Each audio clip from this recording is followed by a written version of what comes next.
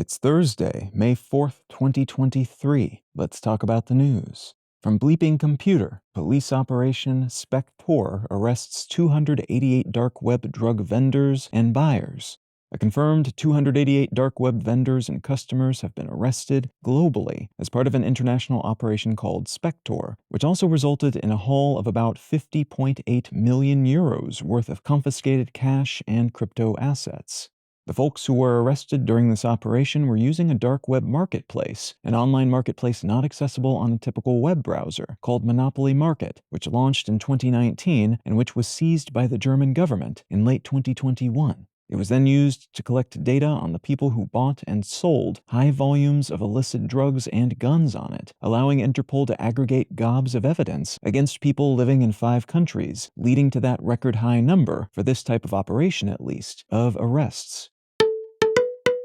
From the Wall Street Journal, Russian government says Kremlin hit by Ukraine drones, blames Kyiv. After 2 drones reportedly crashed into the Kremlin early Wednesday morning, the Russian government released security camera footage of the drones exploding over Kremlin grounds after, they say, being taken down by an electronic warfare defense system. And they also said, without providing evidence, that the drones were sent by Ukraine to assassinate Russian President Putin. We will likely learn a lot more about what happened here in the coming weeks, but Ukraine's leadership has said they didn't send the drones. Many analysts are saying this is probably a false flag by Russia to stir up support for their invasion effort leading up to a national holiday, to get Russian citizens worried about the conflict coming to their doorstep, basically. And some military experts have said that this would be embarrassing for Russia if Ukrainian drones did make it that close to the Kremlin before being knocked out of the sky, but also that they could have been sent by one of several groups of Ukraine-supporting Russians that have seemingly caused trouble for the Russian government elsewhere in the country in recent weeks.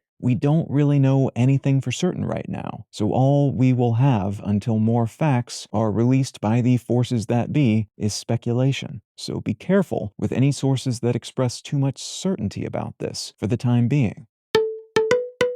And from the Associated Press, loneliness poses risks as deadly as smoking, says Surgeon General. The U.S. Surgeon General, Dr. Vivek Murthy, has declared loneliness a public health epidemic, citing findings from a new report released by his office. Data from that report suggest that about half of U.S. adults report experiencing loneliness, that persistent loneliness can have similar death-related health impacts as smoking 15 cigarettes a day, and that it costs the U.S. health industry billions of dollars each year. Addressing this issue, consequently, is both economically and humanistically important, but the announcement did not come with any additional government funding earmarked to address the problem. Mostly just data and a call to action for workplaces, schools, community organizations, and parents to help ameliorate its effects in various, again, unfunded ways.